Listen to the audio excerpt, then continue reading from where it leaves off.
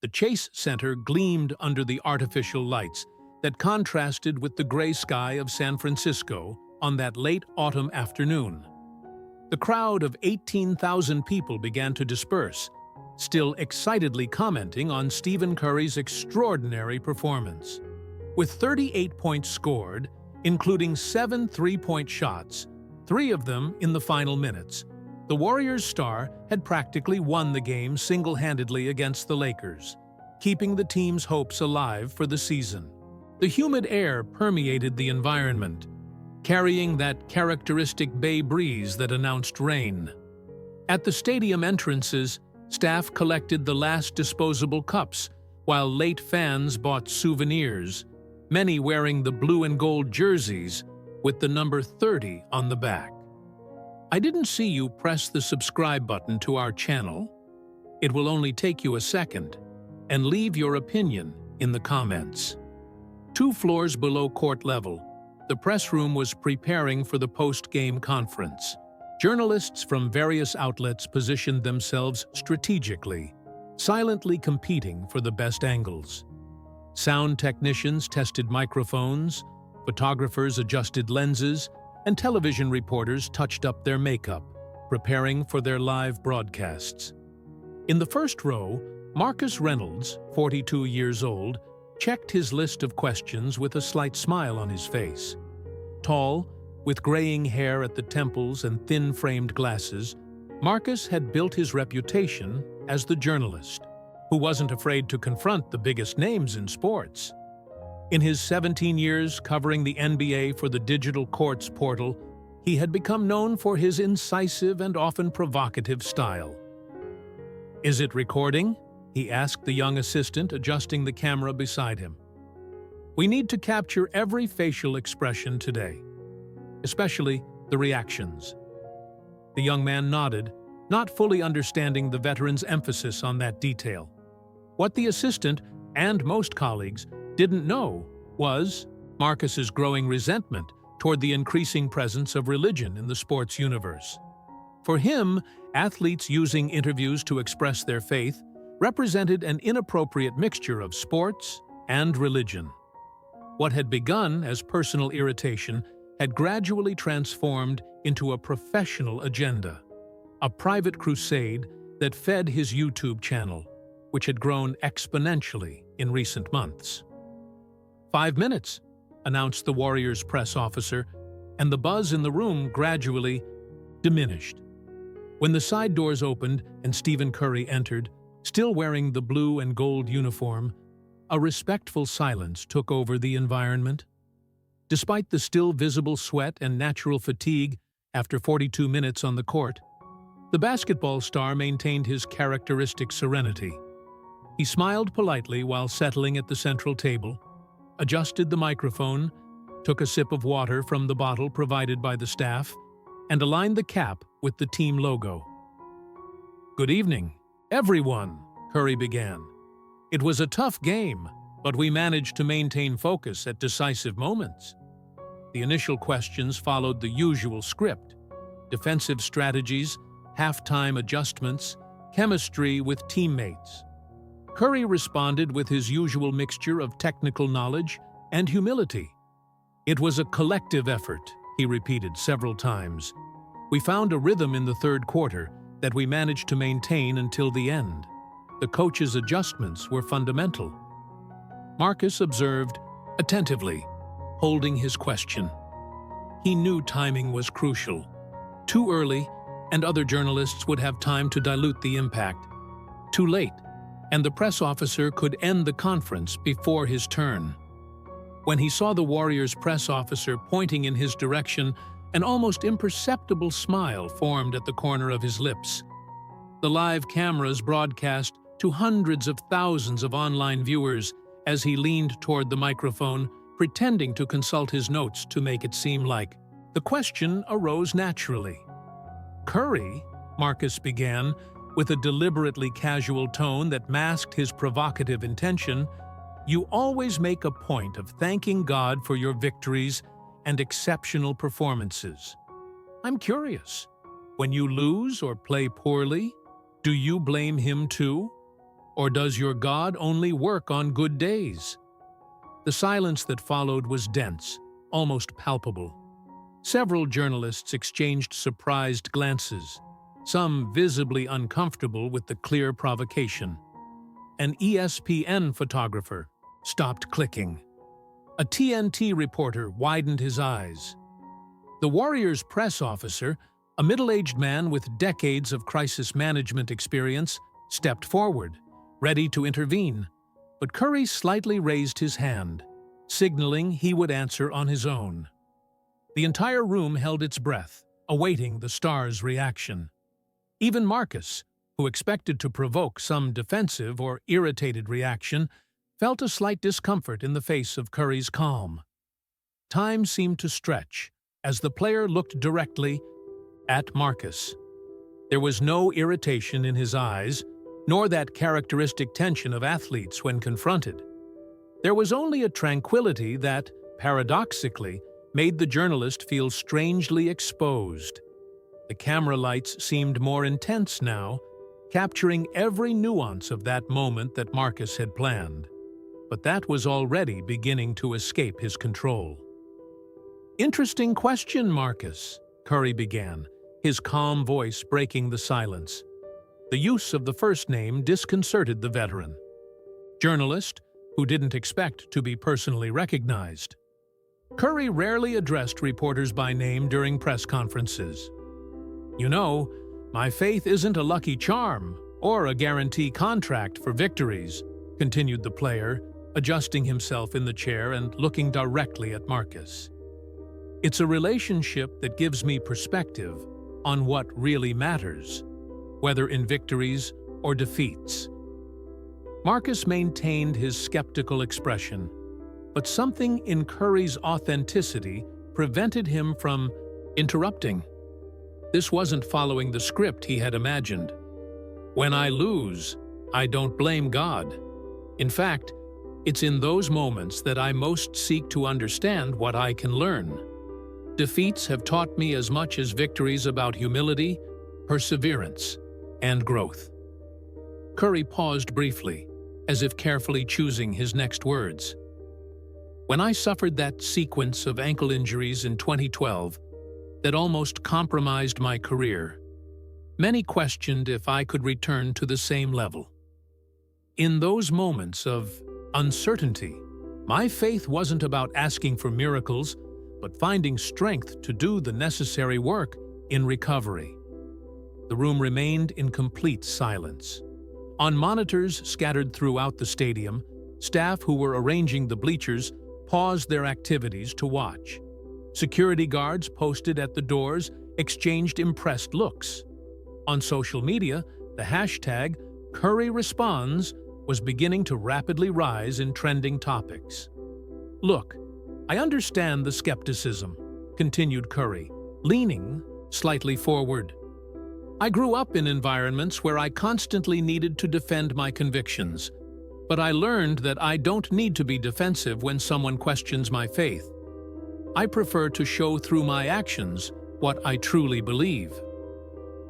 Marcus, who had prepared a series of additional provocations in case Curry responded defensively, felt his strategy crumble.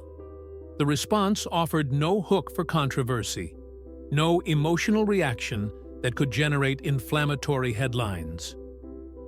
At the digital courts headquarters, editors watched the live transmission with growing apprehension. What should have been a viral moment of confrontation was transforming into something completely different, a lesson in composure that left their star reporter in an uncomfortable position. Curry concluded his response with a move that no one could have anticipated. Looking directly at Marcus, with genuine interest reflected in his face, he asked, "May I ask what led you to this view on faith? I'm genuinely interested in understanding your perspective." The question hung in the air like a ball in slow motion before the decisive shot. Suddenly, all eyes in the press room turned to Marcus. The journalist who came to question now found himself on the other side, needing to answer. The pen that spun between his fingers fell. making a noise that echoed in the expectant silence of the room. Outside, the rain began to fall heavily on San Francisco, the drumming on the Chase Center windows amplifying the tension of the moment. Marcus blinked several times, as if needing a moment to process the unexpected role reversal. "That's not relevant to the interview," Marcus tried, nervously adjusting the collar of his shirt. His face, normally composed in front of cameras, betrayed a visible discomfort. In the last 2 decades covering sports, it had always been him who conducted the conversations, never the opposite. "Perhaps not for your article," Curry responded with the same calm as before, "but for our conversation as people, it is relevant." The other journalists, who usually fiercely competed for statements and space, now observed in collective silence. Many had lowered their phones and recorders, feeling they were witnessing something beyond a simple sports press conference. Marcus looked around, feeling the weight of the gazes and cameras. For a moment, he considered deflecting the issue with a joke or changing to another question about the game. But there was something in the genuine curiosity in Curry's eyes that disarmed his defenses, layers that he had built over years as protection. "My father was a pastor," Marcus began, his voice slightly lower than usual. "In Columbus, Ohio. He preached about love and compassion every Sunday. He was inspiring in the pulpit." He made an almost imperceptible pause. "And abusive at home." The words hung in the room. Some journalists lowered their eyes, others stopped typing on their laptops. The Warriors press officer, who was about to end the conference, silently retreated. The entire community admired him as a man of God, but no one saw what happened when the doors closed. When my mother finally gathered the courage to report it, the church itself silenced her. They protected his image, not our safety. Curry listened attentively, without interrupting, his gaze demonstrating an understanding that went beyond superficial sympathy. There was no judgment there, only presence. "So yes," continued Marcus, his voice finding firmness as he spoke, "I learned early that words of faith rarely match actions, and that the people quickest to quote verses are often the slowest to live them." Finishing his unexpected confession, Marcus realized that his hands were trembling slightly. There was something strangely liberating in finally verbalizing what drove his journalistic career. Not just seeking truths in sports, but exposing what he saw as hypocrisies in public figures, a motivation he had never shared even with closer colleagues. Curry remained silent for a few seconds before responding. "Thank you for sharing that. It makes sense because experiences shape our perspectives.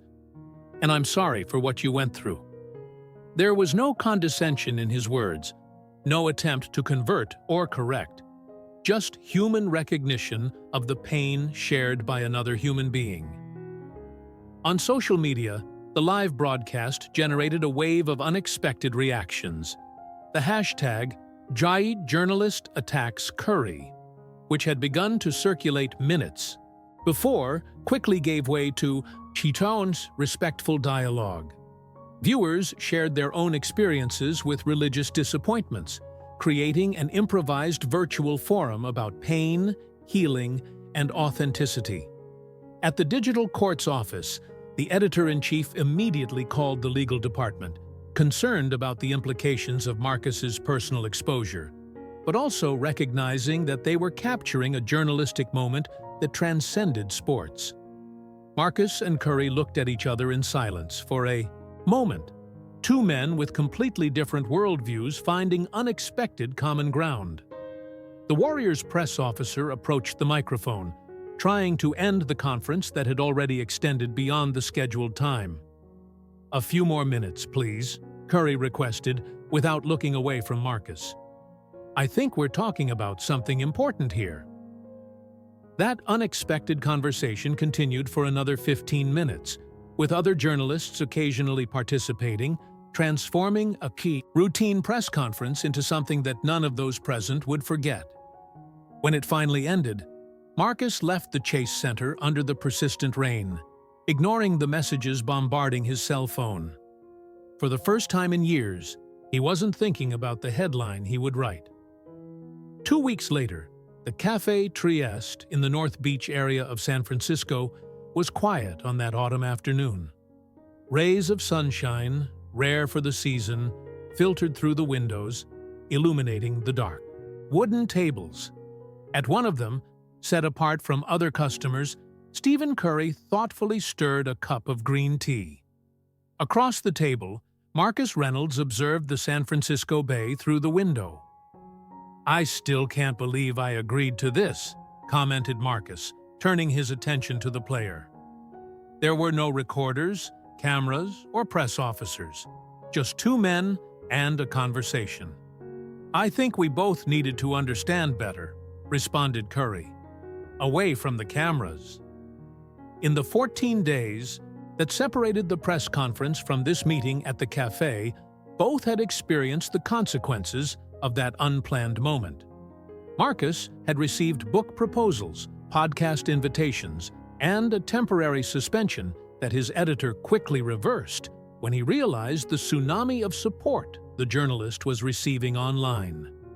The repercussion of the conference had been overwhelming. The video accumulated more than 20 million views in just 7 days. Debate programs analyzed it exhaustively. Religious leaders and atheists commented.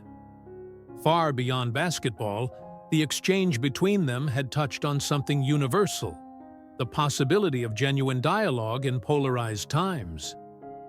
"I received more than 2,000 emails," admitted Marcus, rotating his American coffee between his hands. "People telling stories similar to mine. I never imagined there were so many similar wounds. I always thought my skepticism was a public service, exposing hypocrisies.